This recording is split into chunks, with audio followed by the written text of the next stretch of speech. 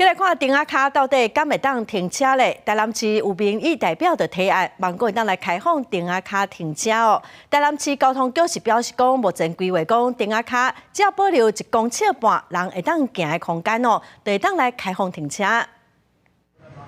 路边的顶仔卡有的空间是机车停满满，有的是空，有的人是甲机车停伫家己徛街头前的顶仔卡，嘛定去用检举处理，所以唔敢搁乱停车。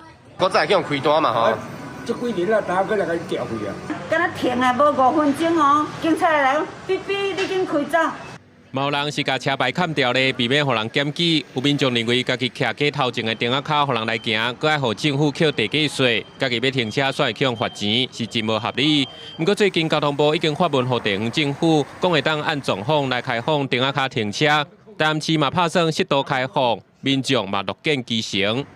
汽车只要停在骑楼下留30公分就可以，这样子就可以停。可是警察他并不会判定这30公分啊。了一个感觉讲会当有行人过路，停车我们自己的车可以停，这样我们可以接受。那骑楼除了留给公众通行的范围以外的其他空间，要还给土地所有权人，让民众可以自己使用。 有民来提案，要制定台南市基楼管理使用自治条例，已经送议会排审，拍算伫明年的会期来推敲。市政府嘛表示，近期会甲相关单位来讨论。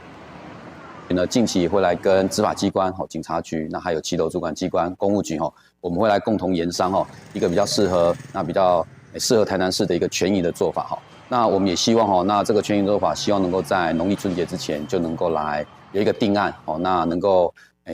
让市民或者是执法单位能够有一个依循。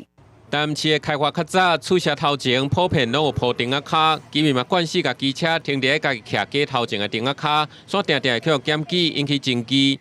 市府考虑过年期间停车的需求较济，只要有保留1.5公尺的过路空间，原则上就袂去处理。不过详细也会讨论修正。记者综合报道。